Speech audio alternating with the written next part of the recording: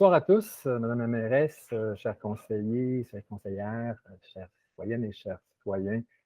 J'ai le privilège ce soir d'inaugurer la série de présentations dont Madame la mairesse parlait, donc une présentation thématique. Ce soir, nous allons parler déneigement, tout ça à l'avant-veille d'une potentielle bonne précipitation à venir, donc très d'actualité. Est-ce que la présentation est envoyée?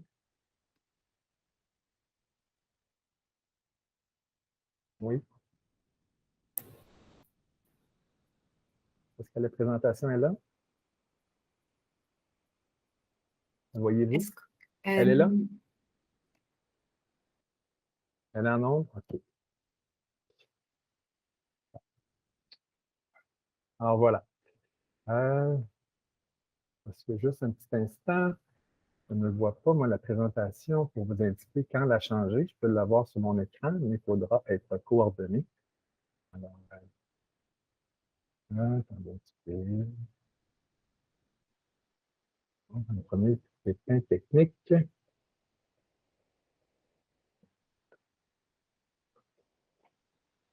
Voilà. Allons voir comme ça. Non.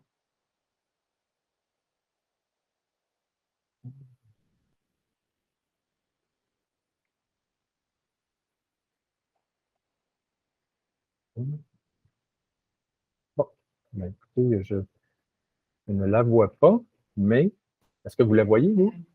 Oui, on la voit. Martin, je t'ai mis dans le clavardage le lien par OK. YouTube. Regarde-le sans OK. son pour ne pas faire un retour de son, puis tu devrais,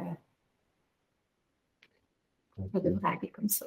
Bon, j'ai la présentation devant moi, je vais la faire différemment. Donc, on va y aller avec la première diapo.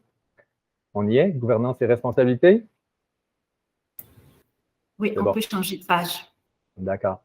Donc, tout d'abord, l'organisation du déneigement ne se fait pas uniquement en arrondissement. Il y a des services centraux qui participent et les voici. Tout d'abord, on a le service de la concertation des arrondissements, qui, dans le fond, est responsable du déclenchement des opérations de chargement sur le territoire. Il s'occupe aussi des contrats de transport de neige, les contrats de remorquage et les contrats de chargement qu'on appelle clés en main, mais qui n'ont pas lieu sur notre territoire. Et c'est aussi fait la gestion des chutes et des dépôts à neige. On peut changer. On a aussi le service du matériel roulant et atelier, en fond, qui font l'achat et l'entretien des véhicules et équipements de la ville. On a aussi le service de la police.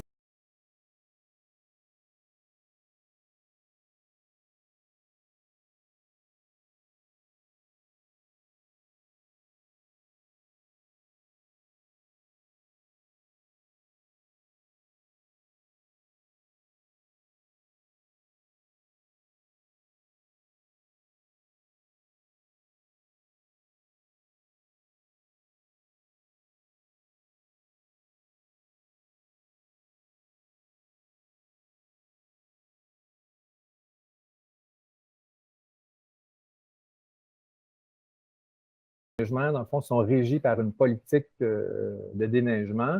L'objectif à l'époque, c'était de coordonner et harmoniser la priorisation des rues, de diminuer l'empreinte environnementale et des activités de déneigement, d'optimiser l'organisation des opérations de déneigement. Donc, la résultante de cette politique-là, c'est bien, ce sont des normes de services uniformes dans tous les arrondissements. Page suivante. Donc, maintenant, le territoire que vous connaissez certainement bien. Voici quand même quelques données qui vous montrent un peu sur les éléments sur lesquels on doit travailler.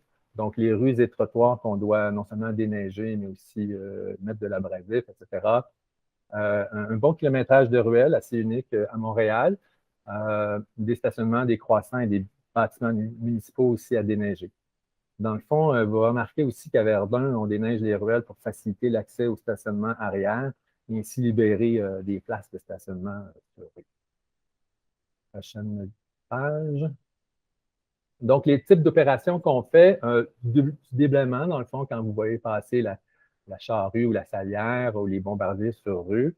On fait aussi l'épandage d'abrasifs en même temps ou différemment à différentes occasions sur ces mêmes éléments.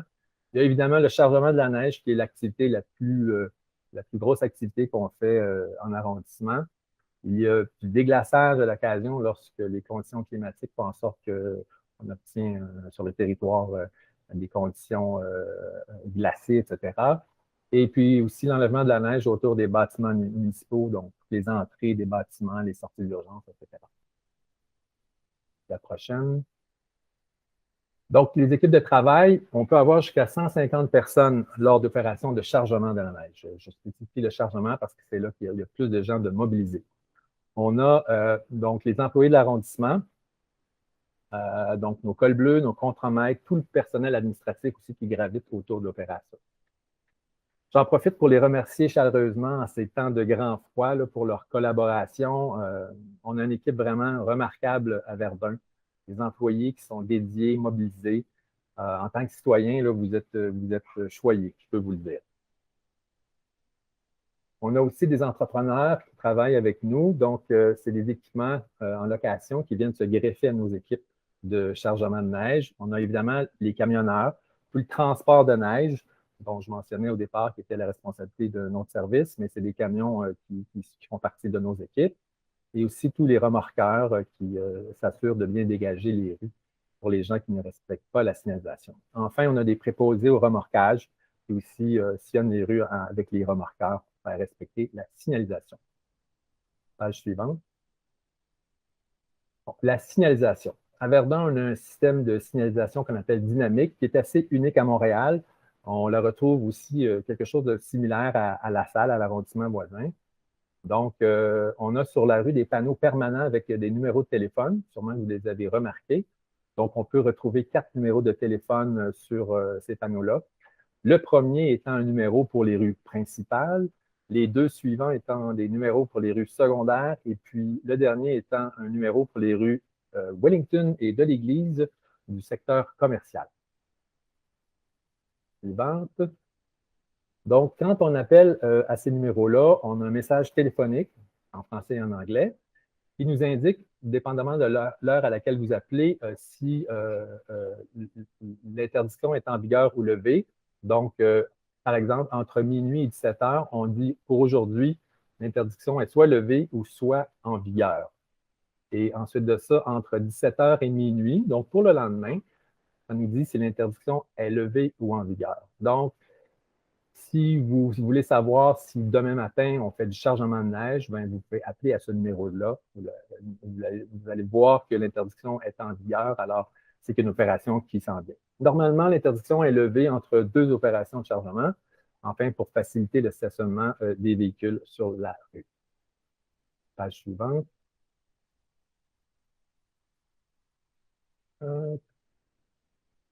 Donc, on a un exemple de panneau de signalisation qu'on retrouve sur la rue. Donc, un pour le côté pair, l'autre pour le côté impair.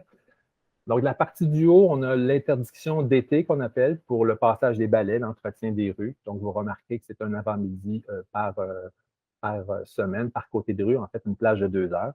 La période, c'est du 1er avril au 14 novembre. Et puis, pour la deuxième en bas, c'est vraiment la plage d'interdiction pour la période hivernale, donc du 15 novembre au 31 mars, avec les journées sur lesquelles on peut intervenir sur votre rue. Et enfin, donc, le numéro de téléphone que vous voyez au bas, qui, dans le fond, comme je disais tantôt, sert à savoir si l'interdiction qui est écrite au bas du panneau est en vigueur ou non. Donc, assez simple lorsque bien compris. On a aussi, prochaine diapositive, s'il vous plaît, des panneaux orange qui peuvent recouvrir à l'occasion, c'est des gros panneaux métalliques qui peuvent recouvrir des panneaux qui sont déjà en place. C'est utilisé sur les rues principales, parfois les mercredis, les samedis et les dimanches. Donc, avec la tempête qui s'en vient, il serait possible qu'on puisse faire du chargement de neige ce samedi. Donc, pour les rues principales, soyez vigilants et regardez si cette signalisation-là est en place à partir de, mettons, vendredi, en fin d'après-midi, vendredi soir. On retrouve aussi des petites pancartes jaunes, en fond, qui nous aident à améliorer le service, parfois pour réserver une rue pour laquelle on n'a pas encore déneigé, et puis on peut s'assurer de la faire, puisque, par exemple, est en dehors des heures d'interdiction. Et enfin, il y a un InfoNeige qui est non négligeable et très intéressant. InfoNeige, c'est une application qui est disponible pour les téléphones intelligents. Dans le fond, sur InfoNeige, on peut voir les parcours de déneigement, tout ce qui est planifié, et on peut recevoir aussi des notifications concernant notre position, à savoir si notre rue va être déneigée ou pas. Donc, c'est très intéressant. Donc, c'est pour téléphone intelligent et aussi l'adresse ici, on voit sur l'adresse dans la présentation, disponible sur Internet. Donc, prochaine diapo. Le chargement de la neige, dans le fond, les opérations, l'ensemble des opérations sont faites en régie. Donc, ce sont des équipes composées d'employés à laquelle on greffe des équipements loués, des entrepreneurs, mais des équipements loués pour compléter nos équipes. Lorsqu'on sort en chargement de la neige, on sort à 6 équipes par jour de chargement, donc 6 équipes de front pour s'assurer de bien dégager la ville. Pour la durée des opérations, on a 15 cm et moins, on fait ça en 2 jours. De 15 à 25, on peut faire ça de 2 à 4 jours. Et 25 cm et plus, de 4 à 6 jours. Donc, dépendamment aussi des conditions météo, des accumulations de neige et aussi d'autres facteurs, par exemple, l'hybride mécanique, etc. Mais c'est pas mal dans les temps visés. Prochaine. Donc, les coûts d'opération d'un chargement. Ça peut aller jusqu'à 12 000 de l'heure. Donc, ça monte très vite, cette opération-là. Il faut être bien organisé et puis il faut s'assurer d'être très efficace. La répartition du financement strictement pour le chargement de la neige, étant donné qu'il y a plusieurs services centraux qui font partie de cette opération-là particulièrement. Donc, en arrondissement, c'est 40 qui est financé par l'arrondissement et 60 par les services centraux. Prochaine. Donc, au niveau des dépenses, donc vous voyez ici certaines données. En 2020, les dernières données qu'on a à jour, là, donc ça a coûté 2,5 millions à l'arrondissement de Verdun. Ça inclut tous les types d'opérations, pas seulement le chargement de la neige, mais toutes les opérations de déblaiement des trottoirs, de déblaiement des ruelles, des stationnements, etc. Dans le fond, le quotidien, en dehors des opérations de neige, est inclus dans ça. Donc, en fait, c'est à peu près tout l'hiver, c'est ce qu'on fait. Écoutez, en terminant, donc, soyez assurés qu'on met tout en œuvre pour vous offrir un service de déneigement de qualité. Et ce qu'on demande aux citoyens, la part du contrat qui vous revient, c'est de respecter la signalisation. C'est notre plus grand problème qu'on a actuellement. C'est au niveau du respect de la signalisation. À ce moment-là, ça permet aux équipes de travailler efficacement et de livrer un service rapidement. Sur ce, je vous remercie et vous souhaite un bon conseil.